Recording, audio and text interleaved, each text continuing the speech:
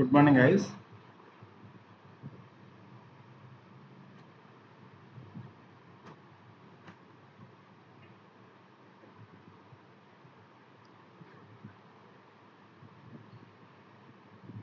So Friday is for doubt session. Do you have any doubts, guys? Online guys, any doubts? Do you have any doubts?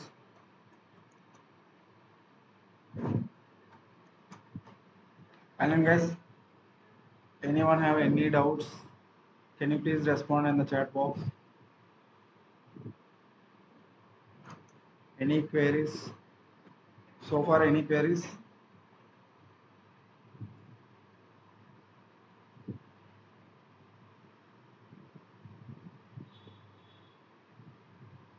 Guys, please respond.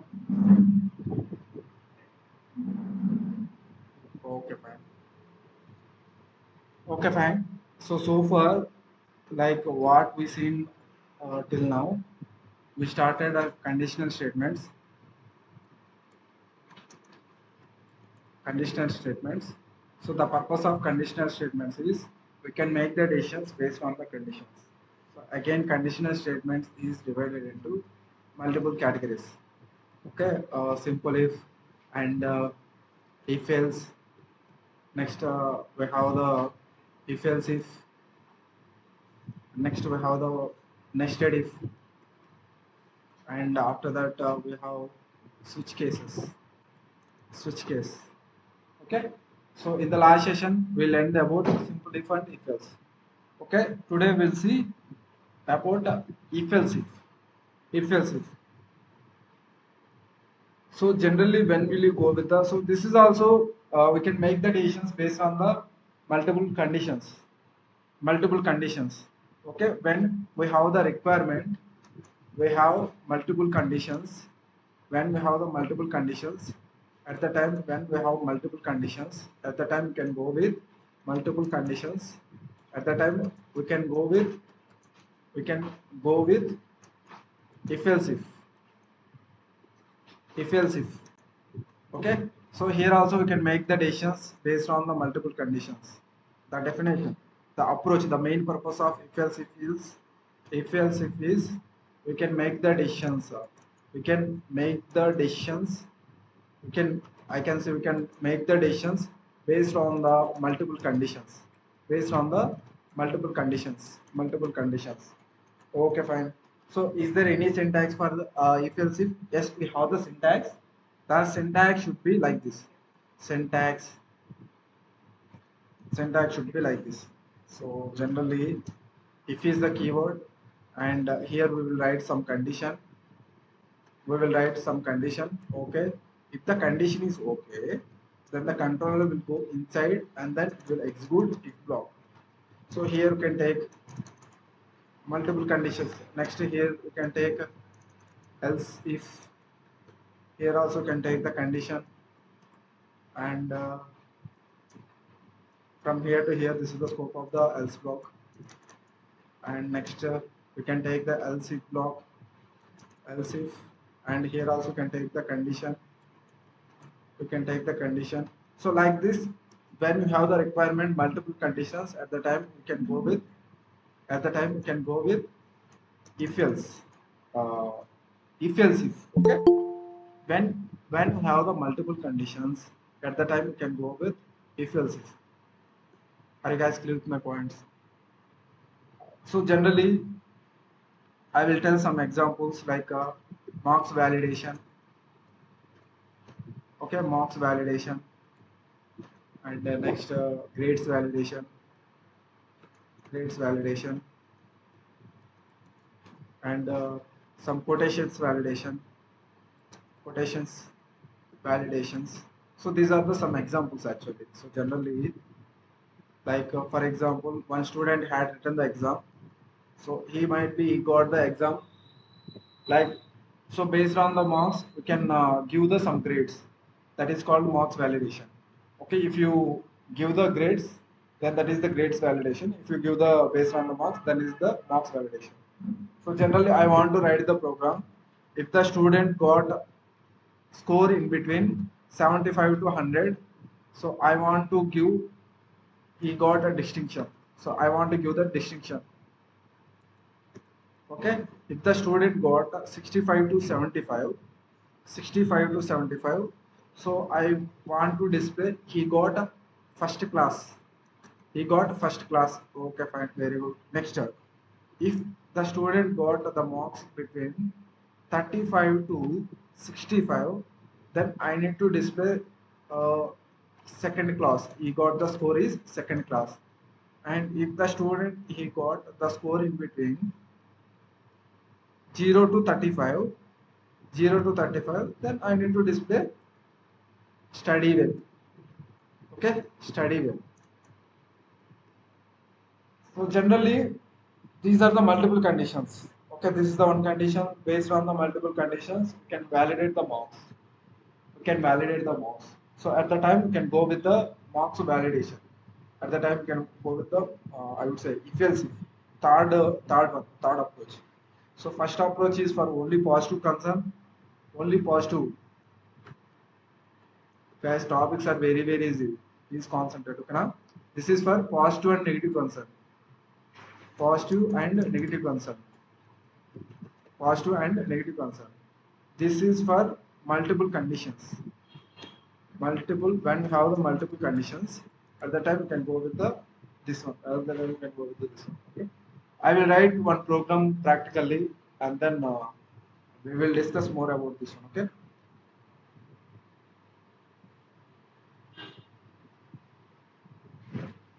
Here I will take one file.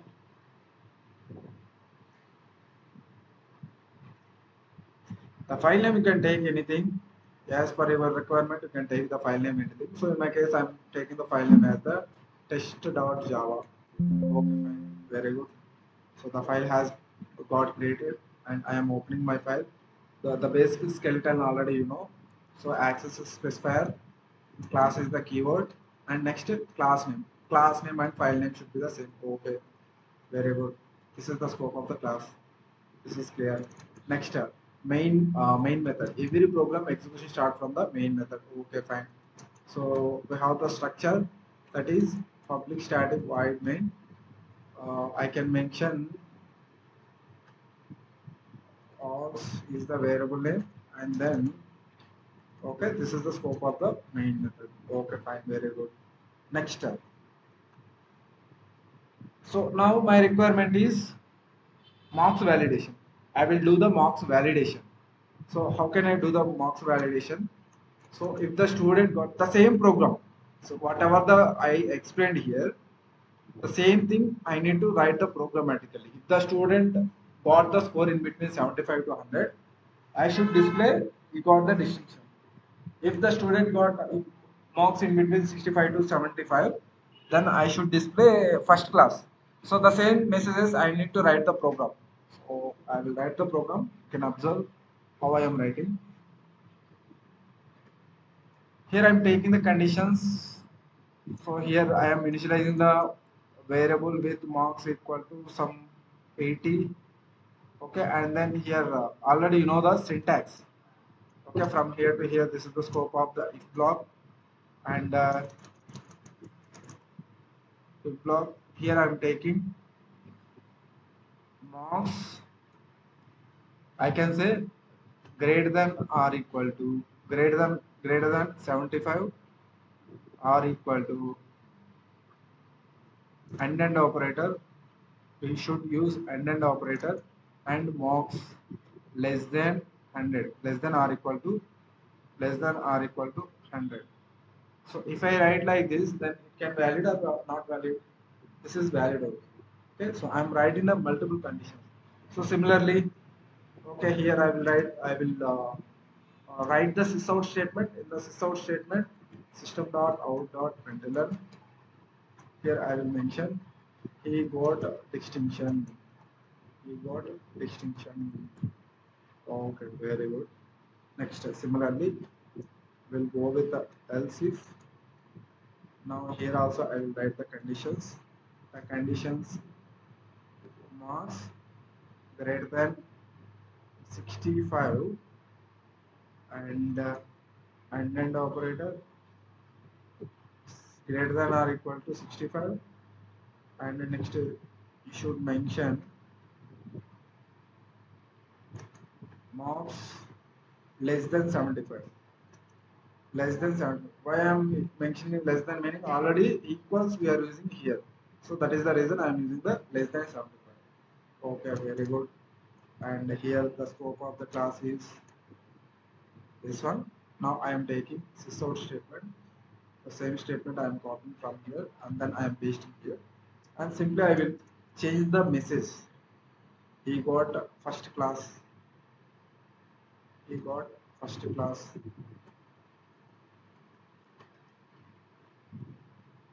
And similarly, the same statement I will copy from there to here. Like this, we have the n number of conditions also. We can validate like this. You can validate like this. Here I will mention 35 and less than 65 I will mention. Less than 65. Okay. Okay. So again, here I will mention he got a second class. He got second class. Okay, fine. Next up. Same thing.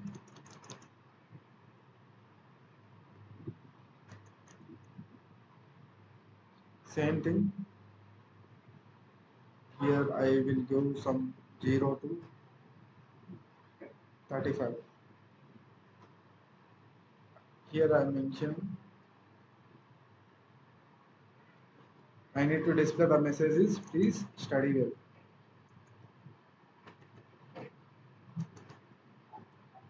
Okay. And so this is the program. This program, what I am doing here, I am taking multiple conditions. So here I am taking multiple conditions. So through the multiple conditions, I am validating my mocks. Through the multiple conditions, I am validating my mocks. Okay. Now I will compile the file and then we'll see how the result will come. So wherever the file is available, can go to the file location. My file is available in this location, and then I am opening my command prompt. Now Java C, and my file name is the test.java, and then my file has successfully compiled Java and test. Now you can see we got the distinction. Why I am got distinction? Because I already hard coded. I already hard coded the value. For example, if I change the value from 80 to 60, and then now if I compile my file has successfully compiled, then I will execute my file. Now I got this, he got the second class. So generally this is the hard coding. So what I write the program, this is the hard coding. I don't want hard coding. I want to read the data from the keyboard. Okay. So already in the last session we have the topics, that is how to read the data from the keyboard. We started the session how to read the data from the keyboard. Read the data from the keyboard. Okay, so generally you can read the data from the keyboard in three ways, right? So first one is the by using the scanner class, and the second one is by using the buffered reader. Buffered reader. And the third one is command line arguments. Third one is command line arguments. Okay, fine, very good. Command line arguments. Okay, already you know about the scan class. Now today we will try to understand about the buffer reader. So buffer reader we will use very regularly. Okay, we will use very frequently. So we will try to understand the buffer reader. Okay. So buffer reader, what is the buffer reader main purpose? It can take the data from the keyboard. I will use the MS Paint. So through that we'll try to understand about the buffer reader. I will change the some page properties. Page properties. So only here I will mention 3 double. Here I will mention only 6 double. Okay, okay, fine. Okay. Now I will tell you. Hmm.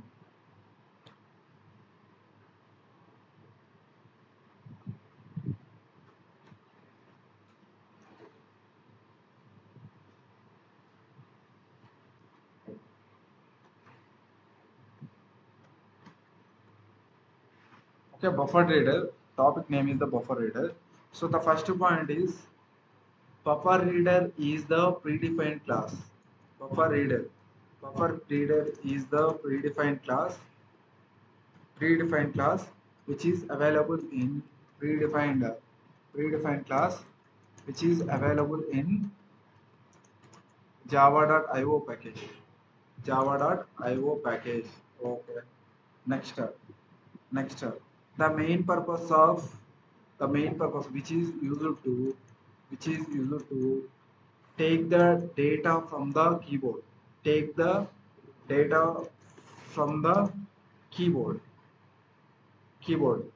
But here it need one assistant. It need one assistant to take the data. It need one assistant to take the data. To take the data. So the assistant name is that assistant name is input stream reader. Input stream reader. So generally I will show you through the MS Paint. You can get the clarity. So generally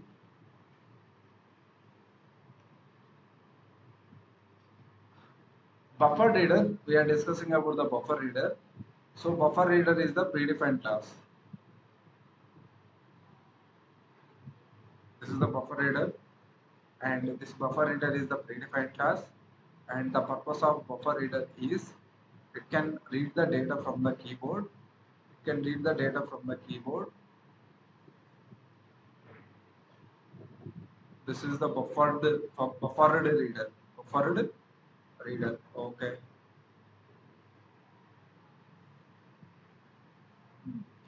This buffer reader directly cannot take the data. It need one assistant.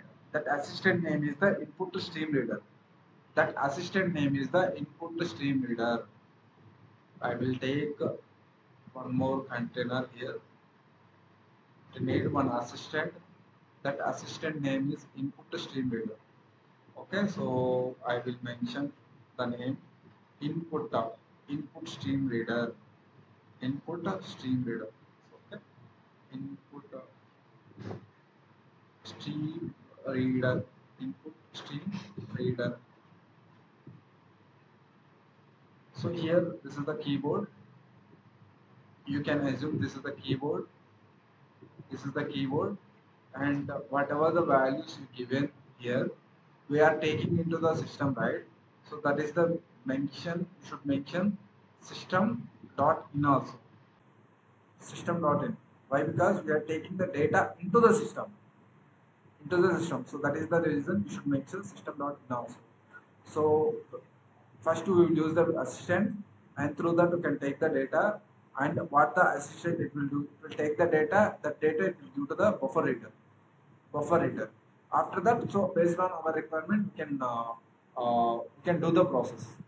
So initially when you go with the buffer reader approach, this is the process. First you can go with the keyboard, and keyboard data who will take initially. Input stream reader is the class, it will take the initial data. That data it will give to the buffer reader. That data it will give to the buffer reader. So this is the thing we have to remember.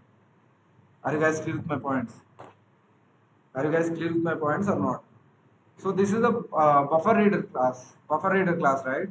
This is the predefined class. Where the predefined class is available? This is available in the predefined class, that is java.io package. Now, my requirement, according to my requirement, I need to use buffer reader. If I want to use the buffer reader, how could I use? I need to use the object. I will create the object for the predefined classes, and through that I can access. So similarly, input stream reader also predefined class which is available in the java.io package only. Okay, so I will show you. Already I have shared one document to you, right? So all the predefined classes, everything are available in the document. So I will open the document and then I will show you. You can get the some clarity on it. This whatever the document I have shared, very very very very important.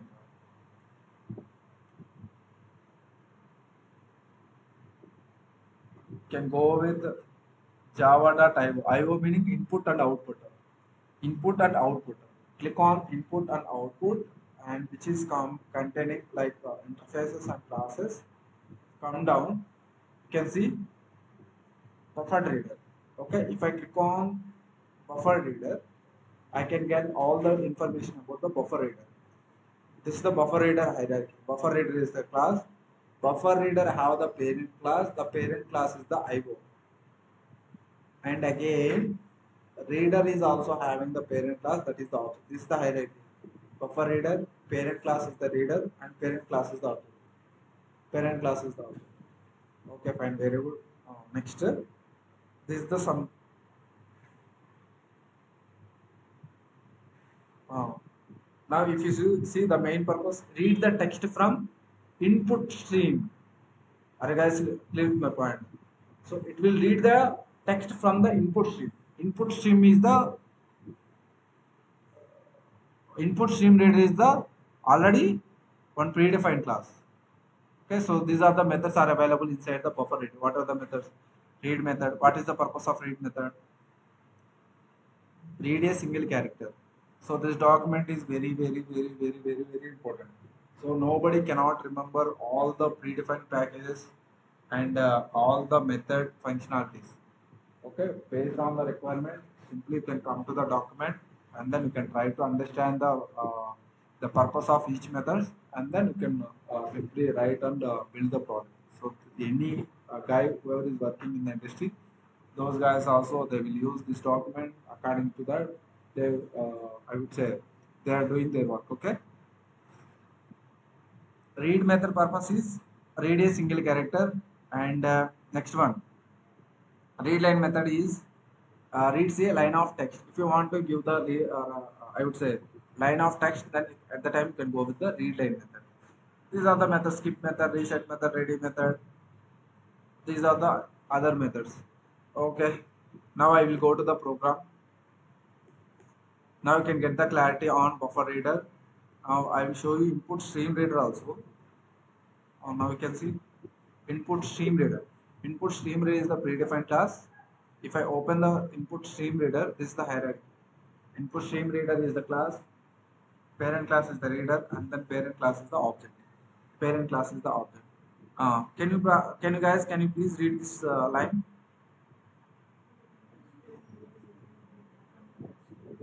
I'm not audible. Can you please read this first line?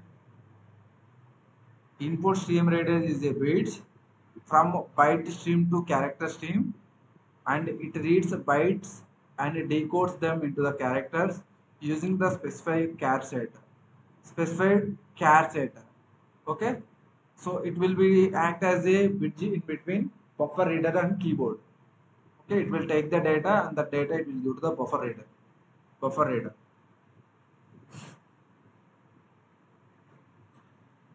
Okay, fine. Now I will go to the program. This is the hard coding. I don't want hide coding. So I want to read the data from the keyboard. So if I want to read I will go with the buffer reader approach. So buffer reader approach, okay. Buffer reader is the predefined class. If you want to use the predefined class, you should create the object for the predefined class. Buffer reader, okay. Very good. Buffer reader. I am creating the object. This object I am storing in some reference variable, and this reference variable data type is the buffer reader. Buffered reader. Buffer reader. Okay. Now it will use one assistant. That assistant name is input stream reader. Input stream reader. Okay. So here we mandatory should mention system.out.println. Why? Because we are taking data into the system, right? So that is the reason you should mention system.out.in. And this I am storing again some reference variable, and this reference variable data type is the input stream reader. Input stream reader. Okay, fine. The two lines is clear, and these two are coming from the java.io package, right? So we have to mention import package also. So that is the reason I am mentioning import statement. Import java.io dot star. If I mention the star meaning, I'm able to access all the classes interfaces available on that package, that specific package. Okay, fine. Next step. Next, my requirement is I can read the data from the keyboard and BR dot. We have the methods. Buffer reader has the methods. You can use that method. In the scanner, we will use the scanner methods. But in case of buffer reader, we will use the buffer reader methods. We will use the buffer reader methods. The methods is I go with buffer reader class, buffer reader, buffered reader. Read line is the method. So simply I will use the read line method. Okay, so but a read line method can take only string format, but there is no method which is reading the integer values. If you use the buffer reader, you can able to read only string values. Okay, there is no specific method to read the integer values. So any input we are taking from the keyboard, anything it will be taken in the format of string only. Okay. Now I am taking, so we have the option only, that is read line method. So through that only can take the data. Okay. So I am taking the data and this here again I am storing in this one in some other name I am giving result or anything. Some p is the variable name and this data type is the string. Why I am mentioning string? Because the method purpose is it is taking only string data. So that is the reason I am giving as the p. I am giving as the p. Okay, very good. Next, this is the string format I am taking now. But here my condition, my requirement is I need to validate marks. The marks which is in the format of integer. I need to convert this string into the integer. Guys, please concentrate. So for converting the string into the integer, we have the class, that is the integer class. The integer class is also available in the predefined class java.lang package actually. If you go up, you can find out the integer class. This is the integer class. Go through it. This is this one. Here we have the some methods.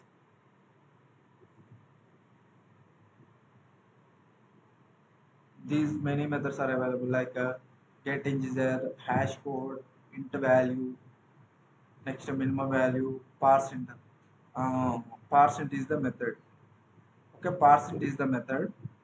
Now you can read this one. Parses the string argument as a signed decimal integer.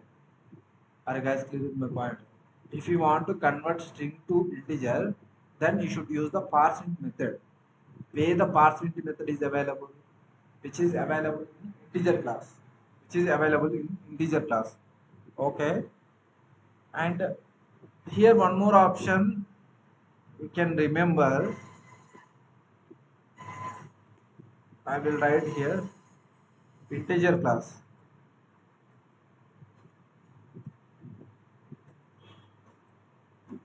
So generally integer is the predefined class.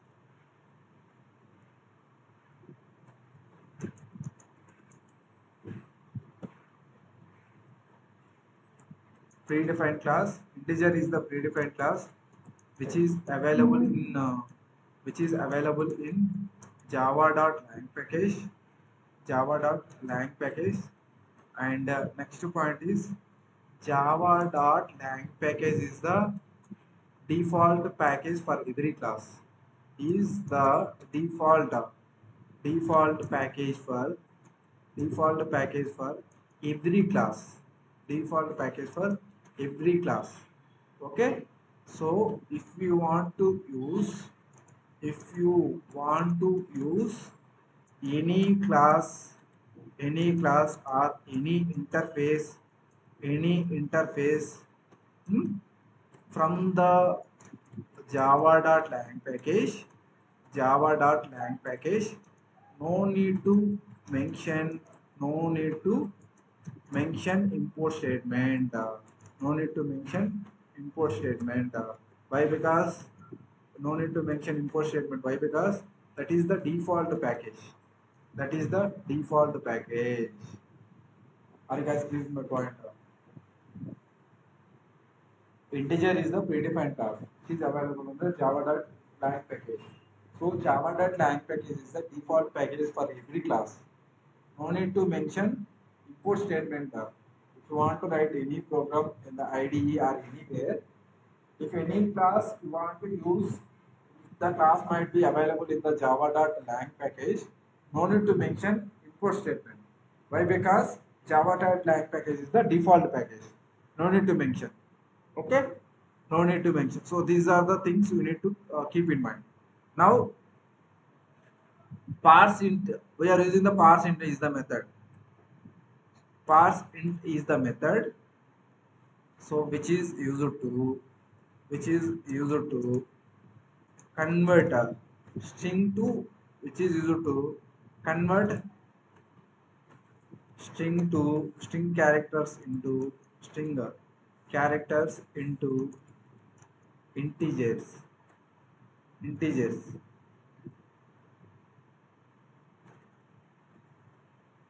integers. Okay, so generally we have the some static methods and object methods. We have the two kinds of method, and if you want to call the static methods, if you want to call the static methods, call the static methods, you should you should call you should call by you should call static methods by using class name only, by using class name only, by using class name only. Okay, these are the points you should keep in mind.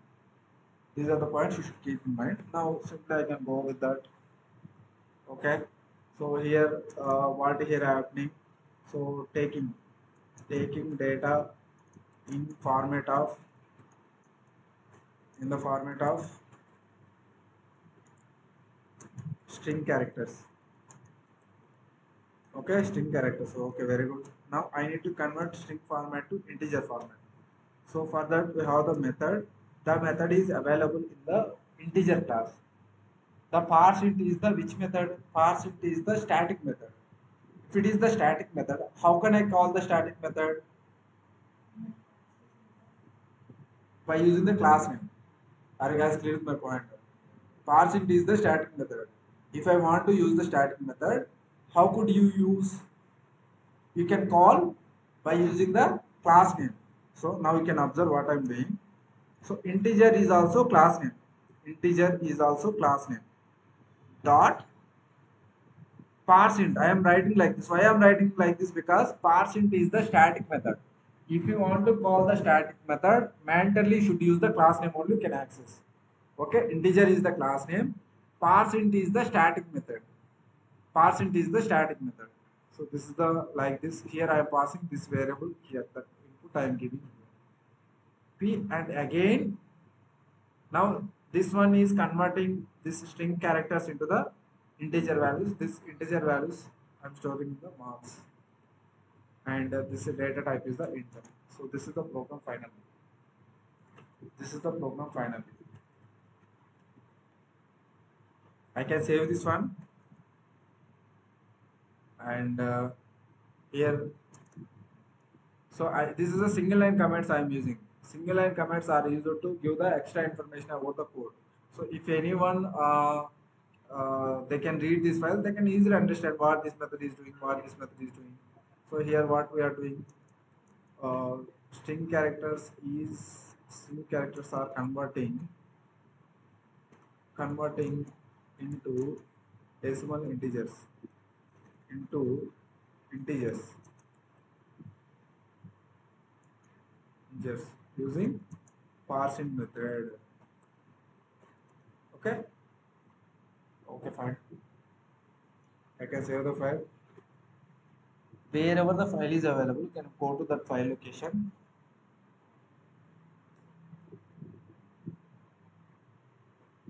What kind of error which is throwing?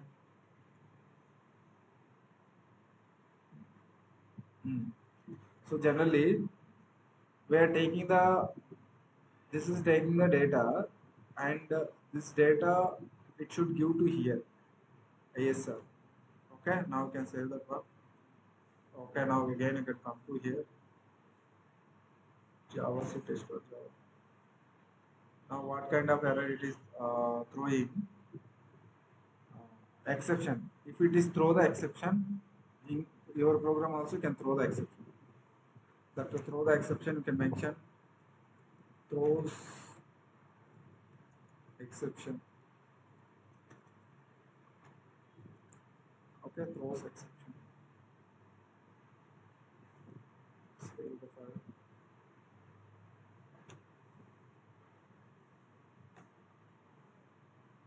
The file has successfully compiled. Now you can execute the file.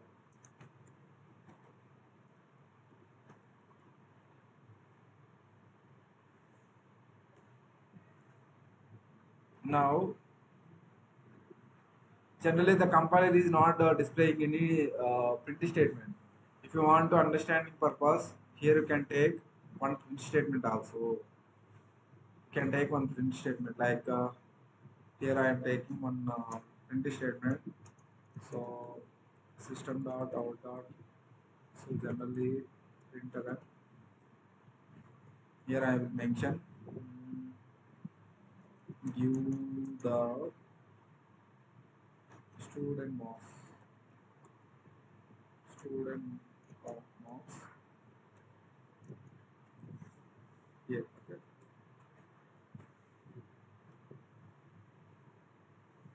Now I can save the file. I can go to the my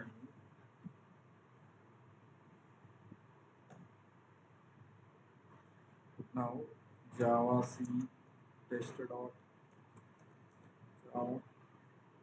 The file has successfully compiled. Test. Now give the student marks here. Now I am giving some 78. If I give the 78, I am getting the value. He got distinction. Okay. Now I am Java text. Again it is asking. Now I will give the substitute. It is displaying the marks. Now I want another marks. So directly you can use up arrow. Give the student marks. You can give some 55. So based on the input, it is validating and it is displaying the message. Validating and it is displaying the message. Are you guys clear with my point? So generally, we will validate the real time or anywhere like this. So when we have the conditions, multiple conditions, at the time we can go with if else if multiple if else if statement. So through this we completed buffered reader and if else if. So two topics we completed today. Multiple conditions. Are you guys clear with my point? Any question, anyone in these two areas? Buffer reader and next to now the if else if. If else if. So please do the assignment and then you can share in the group. So I will share the multiple assignments on it. You guys can practice. That's it today. Catch up in the next session. Thank you. So do you have any questions? You can ask me on this. And then guys, any questions? Today's session, about today's session, do you have any questions? Any questions? Any queries? Any queries?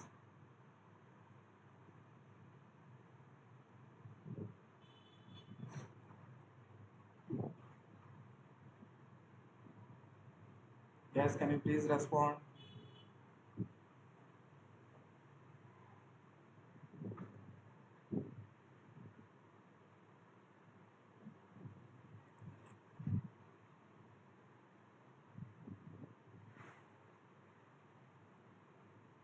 And then guys, can you please respond? Stopping the live.